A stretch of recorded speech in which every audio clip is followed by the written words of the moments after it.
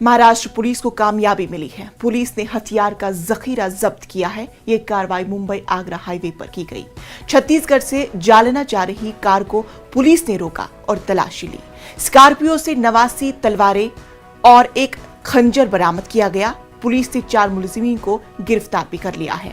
उनके खिलाफ arms act के तहत मुकदमा दर्ज किया गया। जब्त किए गए हथियारों की कीमत 7 लाख रुपए बताई जा रही है। अर्ली मॉर्निंग में सोनगिर पुलिस स्टेशन की टीम बॉम्बे आगरा हाईवे पर पेट्रोलिंग कर रही थी।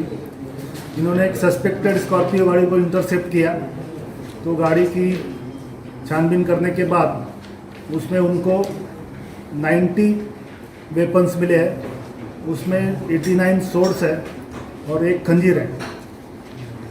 तो वो 4 एक्यूज उसमें हैं, 4 एक्यूज अरेस्ट किए हैं।